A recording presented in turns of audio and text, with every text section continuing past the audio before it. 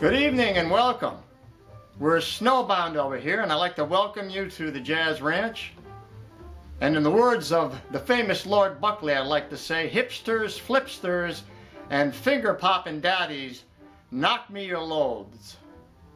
I'm gonna lay some cool licks on you tonight.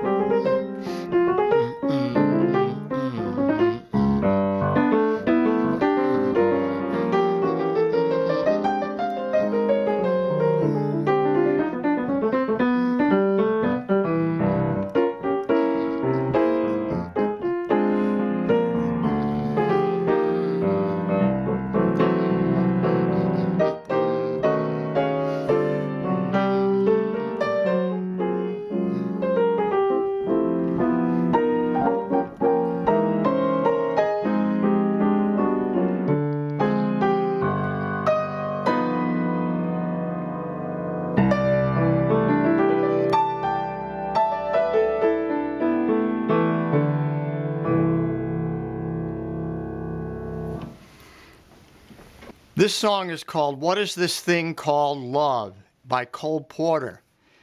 And it's a really great tune to practice improvisation or practice just styles of playing because it has a lot of space. It's very simple. The chords aren't too complex. It's in an easy key for piano. It's in the key of C.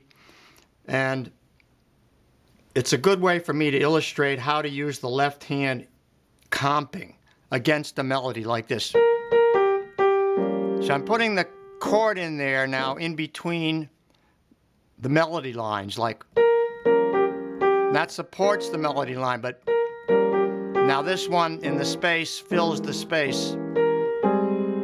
Now, what I need to do is talk about the voicings, because that's the most important thing about this is the voicing. So like, let's just take the first chord, which is a G minor 7 flat 5, and you can download this score from my website and follow along. There's no charge for that. First chord, we're in the key of C major, but the first chord is a G minor 7 flat 5, so it's a half diminished chord. So how do we build that? Let's take the G scale. I'm going to build it from beginning of the scale down. 1, 2, 3, 4, 5. So 1, 3, 5, that's our triad. Lower the third, that's our minor triad. Lower the fifth, that's our diminished triad. Now, let's go up to the 7, let's lower that. That's a flatted 7th or a minor 7th interval. Let's put that minor, that diminished triad with that minor 7th interval or flatted 7th interval. And there we have the G minor 7. Now, that's the root position of the chord. Let's take that note and put it down here. Take it out of there and put it on the lower half. Now we have the third inversion. Now, how do we know that? Well, if we took it this way, root position, first inversion, second inversion, third inversion, take it down an octave. So the third inversion you can get by just dropping the top note down to the bottom.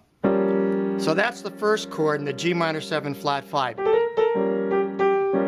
Now to go to the C7, I usually alter the dominant chords anyway. All I have to do is just lower that one note, the bottom note on the pinky, to the E, and I have a C7 flat 9. Now how do we know that? Well, let's take a C, let's do the same thing with the C scale. 1, 3, 5. We know it's a major chord, but with a dominant 7th, so that 1, 2, 3, 4, 5, 6, 7, that 7 has to come down a half step. So there's our C7. So now if we play it in first inversion, it's going to be this. But now if we want to change it to a flat 9 here, we're going to raise that root to a flat 9. How do we know that's a flat 9? Well, we're going to count up 1, 2, 3, 4, 5, 6, 7, 8, 9, flat it. So the flat 9, important thing is to remember it's always 1/2 step above the octave. Octave, octave, flat 9. So now let's take that down. Let's invert that chord. This way, we can just go like this. Down to there. So there's our C7 flat 9. Now these are beautiful voicings. These were voicings that were used often in the 60s and perfected by Bill Evans, because what I'm doing now is I'm adding little treatments to the voicings. But those are the voicings. Now I'm doing things like here with the thumb to move the voicing around and create some harmonic interest and just not be a straight chord. But G minor 7 flat 5 to a C7 flat 9, now to an F minor. Now you can play it like that, or you can make it a 7th there. Now, same thing. We'll take the F scale. 1, 2, 3, 4, 5. Make it minor. Take the 7. 1, 2, 3, 4, 5, 6, 7.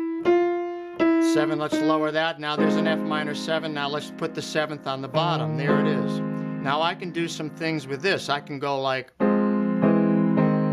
Now what is that doing? It's just moving that bottom note, the root, down to the major 7, to the flatted 7th, and then the 6th. That's something you can do when a chord is just sitting there for 2 measures like this.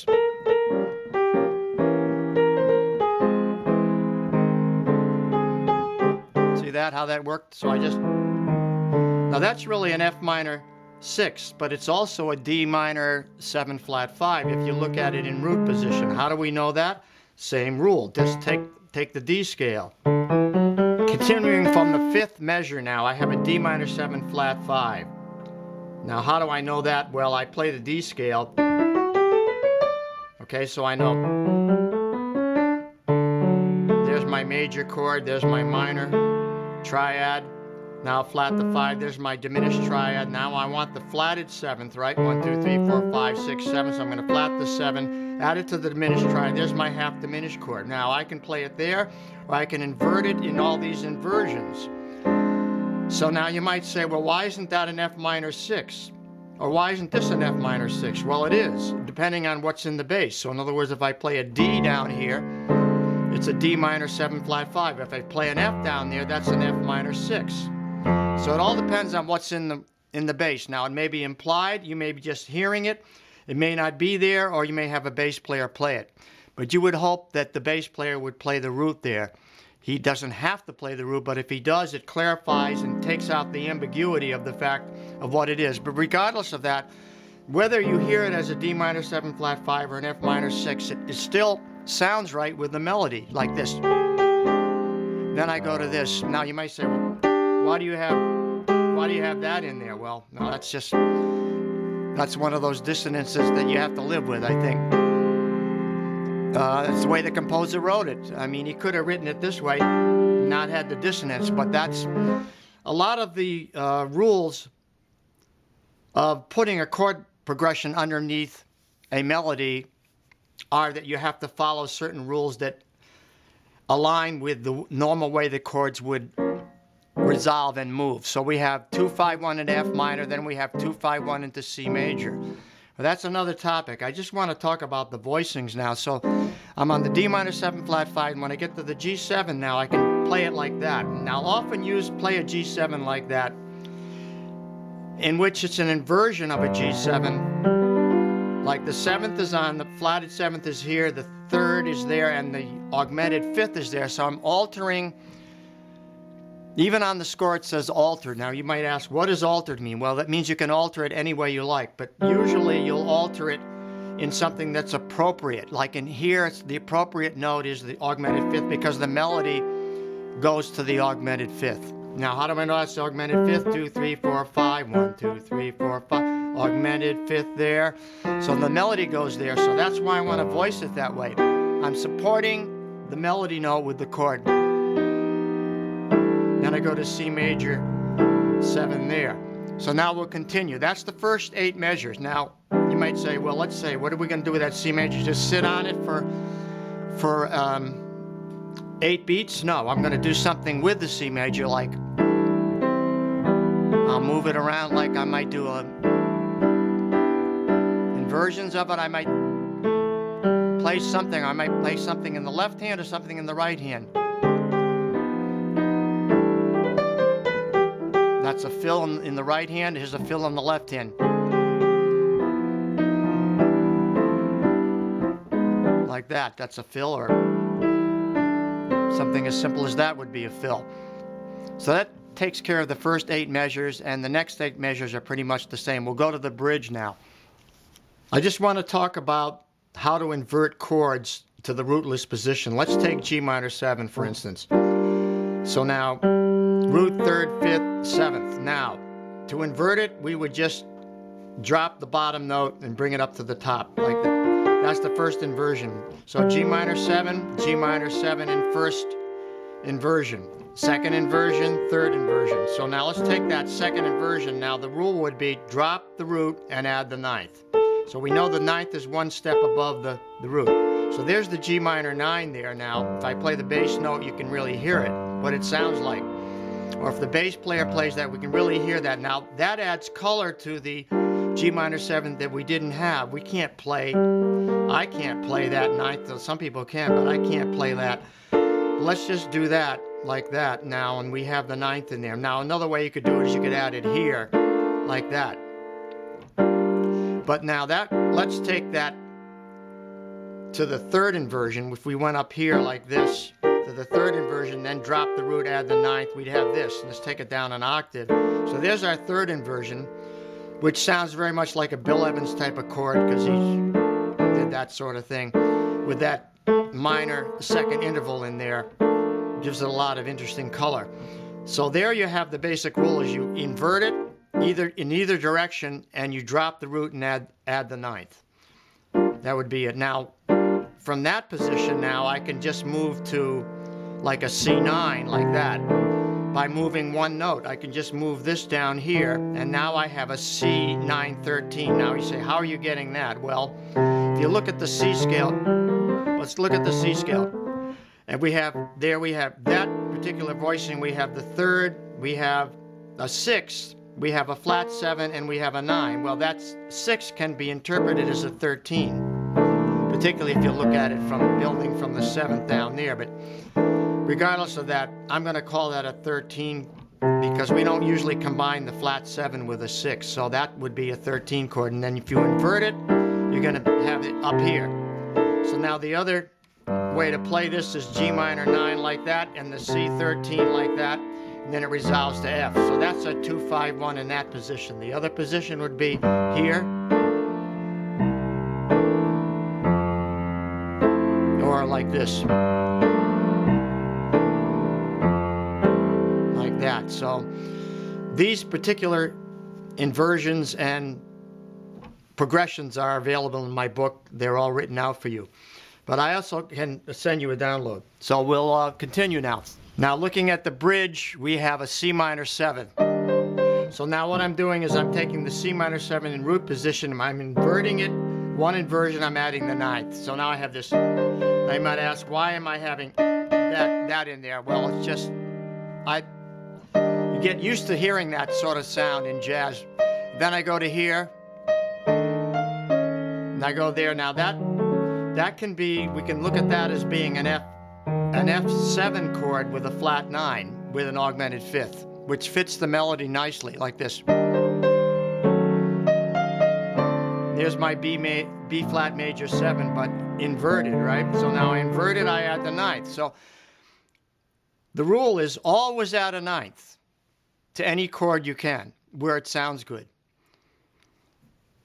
You always want to put a ninth in because it's adding additional color, particularly when you're doing these rootless voicings. These are modern voicings. These are not the root position voicings used in the 50s. These are like 60s voicings. Believe it or not, they came out with these in the 60s with Bill Evans, Horace Silver, and people like that. You know, Ahmad Jamal, they started playing these inverted chords back in the 60s, and they became the new sound back then. And prior to that, you know, Bud Powell and they've all been playing with like these kind of chords, always in root position. Even Bobby Timmons was playing these in the 60s. Root position chords like.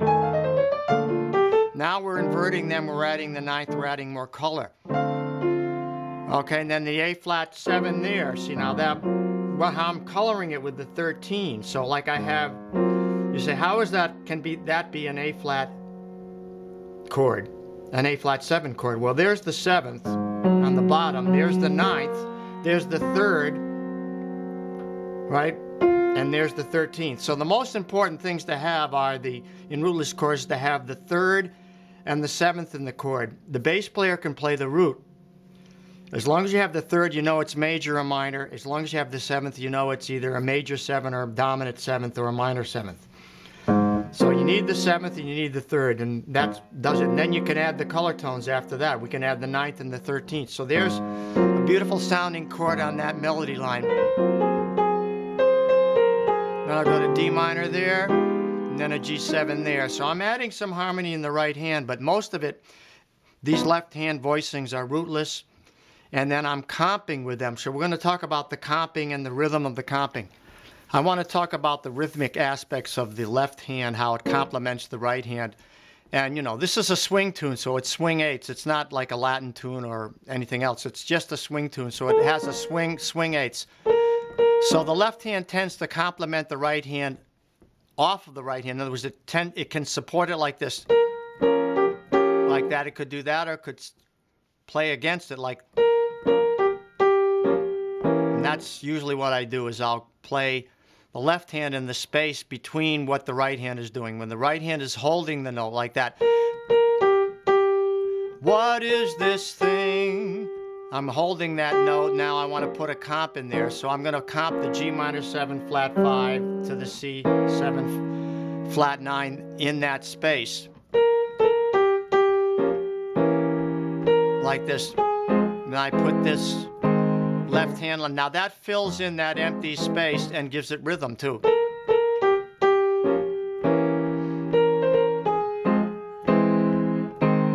So that's a shortened 3 longs. Long, long, long. But they're all, some of them are off the beat and some of them are on the beat.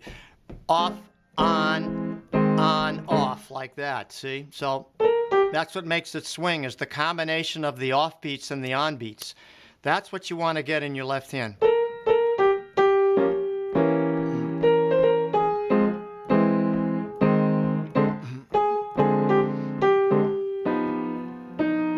Now, if you listen to jazz recordings, you're going to hear the pianists do that. That's what they do. They play that left hand as a complement to the right hand. They're a unit. The right hand and the left hand are a unit, but they complement each other, you know.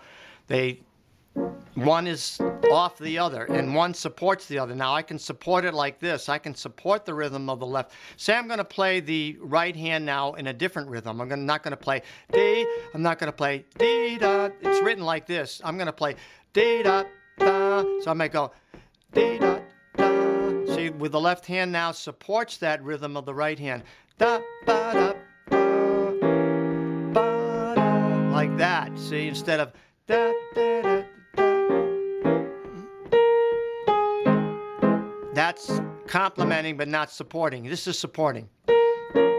Now, Bill Evans did this a lot. He did a lot of things with the left hand that complemented the right. Sorry about the shake. Here we go. He would do things like this, particularly on his solos.